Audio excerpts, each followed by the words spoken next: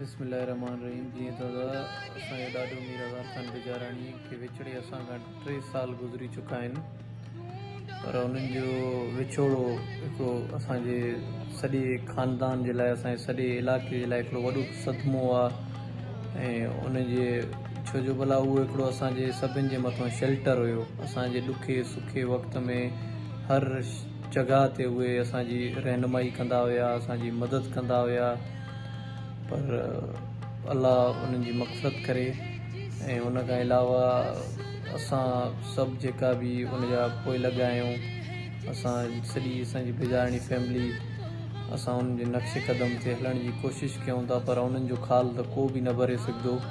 पर असांजी इहा ई कोशिशि आहे त असां पंहिंजे अवाम जी ख़िदमत कयूं, असां पंहिंजे इलाइक़े जी ख़िदमत कयूं। छो भला असांखे हमेशह उहे इहो ई दर्स ॾींदा हुआ त बाबा पंहिंजे इलाइक़े में कमु कयो, पंहिंजे इलाइक़े जी ख़िदमत कयो, पंहिंजे माण्हुनि सां गॾु रहो, पंहिंजे माण्हुनि जी ख़िदमत कयो ऐं उन्हनि जे कमु अचो। इहा ई ख़िदमत ख़ल्क़ी इंसान खे अॻोतर में बि कमु ईंदी।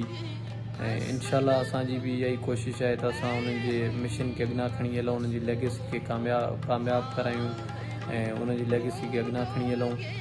ऐं बसि हिन मौक़े ते वधीक त ॻाल्हाइण खां त घणियूं ॻाल्हियूं आहिनि, पर मां बसि वधीक इहा ई ॻाल्हि कंदुसि त अल्लाह पाक मीर आज़ार ख़ान बिजाराणी जी मग़फ़िरत फ़रमाए ऐं जन्नतुल फ़िरदौस में आला मक़ाम अता फ़रमाए।